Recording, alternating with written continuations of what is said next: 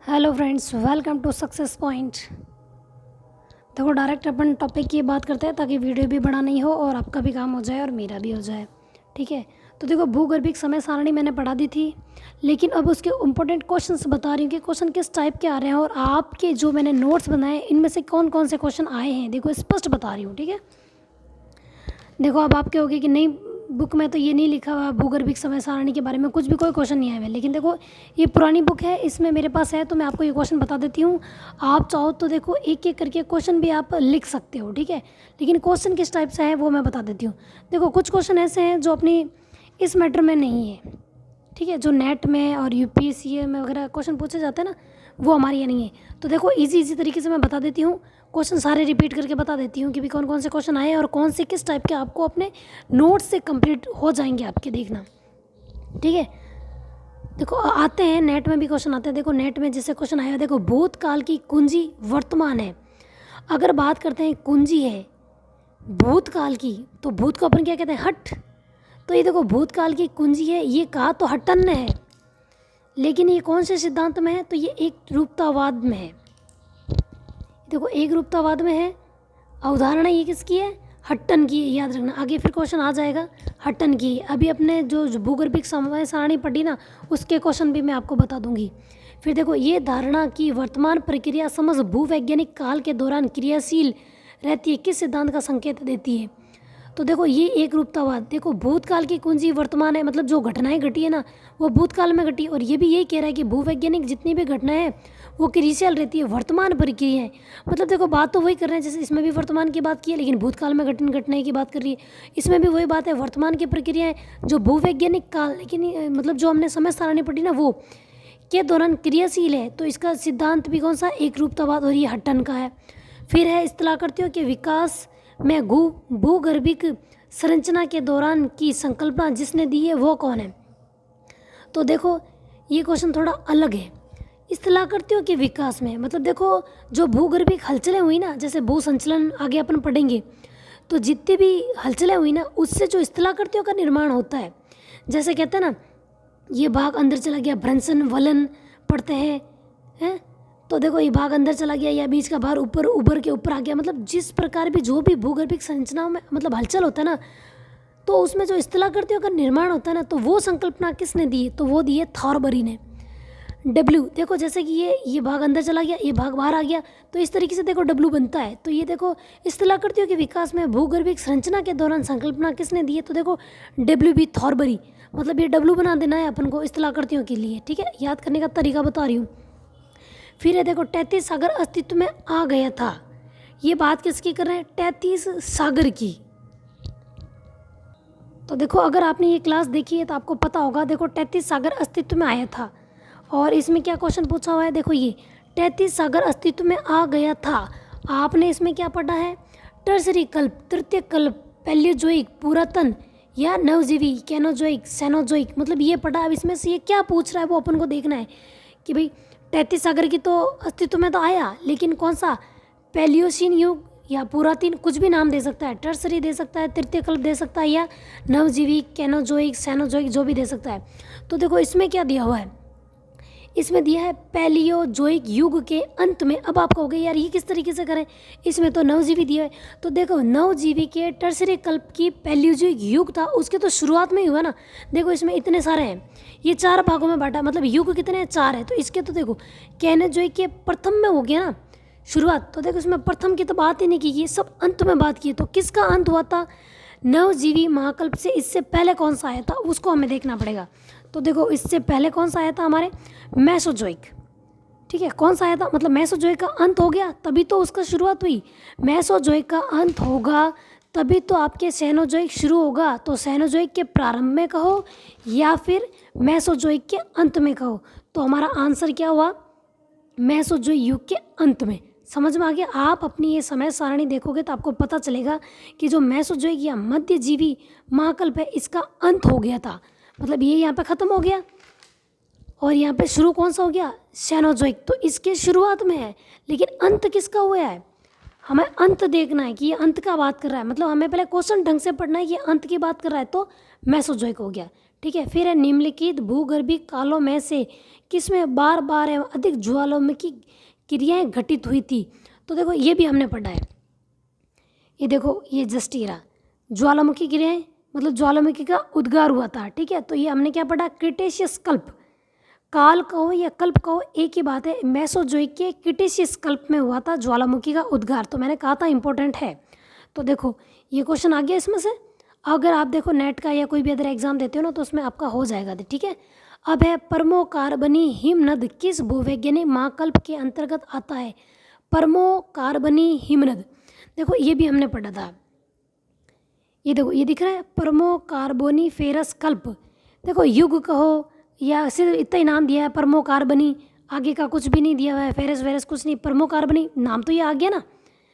जैसे कि देखो कार्बोनिफेरस का अंत और परमियन का शुरुआत, मतलब दोनों को मिला के किसका हुआ। ये क्या कह रहा है, ये कह रहा है हिमनद का। हिमनद मतलब हिमाच्छादन हुआ था। तो देखो यहाँ हम हिमाच्छादन ही पढ़ रहे हैं। ये देखो दक्षिणी गोलार्ध का हिमाच्छादन, मतलब देखो बर्फ तो जमीन मतलब हिमनदन तो हुआ ना, हिमाच्छादन तो हुआ ना। तो ये किस में हुआ है, ये हुआ है परमोकार्बोनिफेरस। नाम दो भी आ सकते हैं या सिर्फ परमियन भी आ सकता है।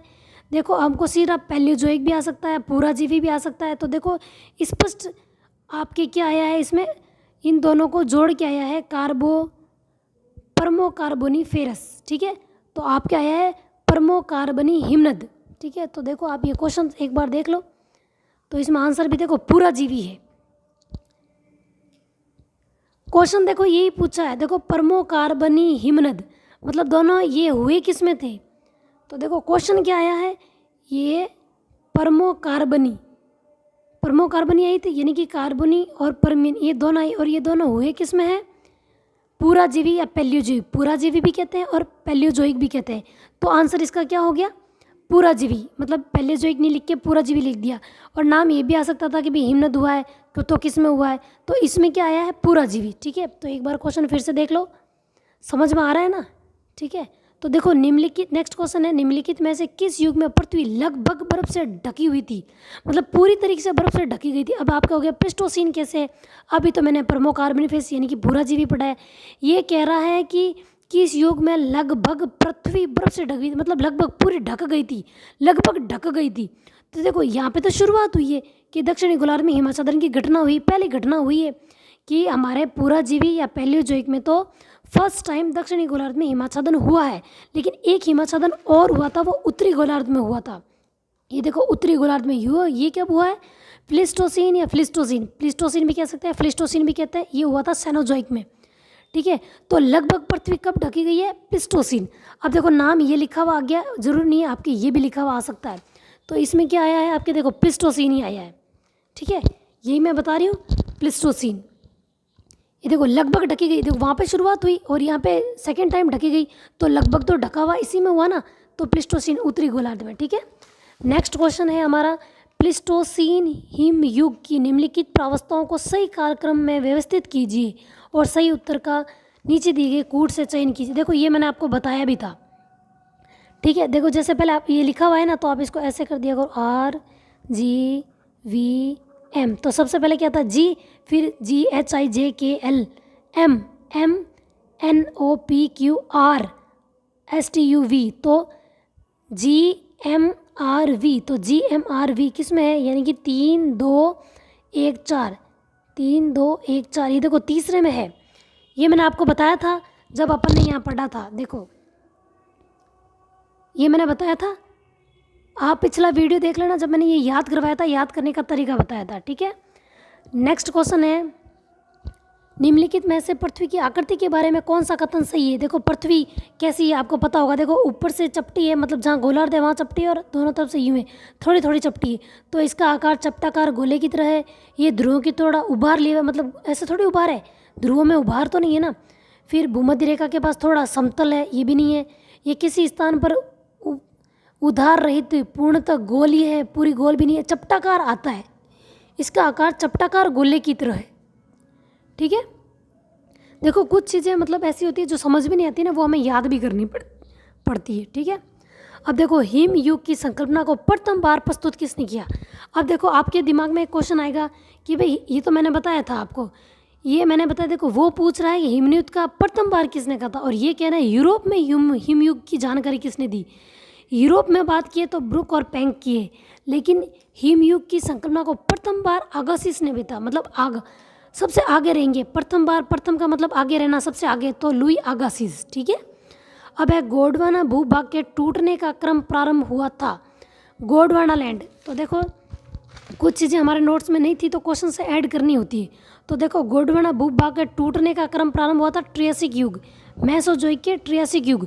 देखो अब ऐसे भी आ सकता है कि ट्रियासिक युग का आंसर आ जाए। देखो जैसे कि इसमें तो दिया हुआ है ट्रियासिक, ठीक है। गोंडवाना भूभाग के टूटने का प्रारंभ हुआ था ट्रियासिक युग, ये तो स्पष्ट दिया हुआ है।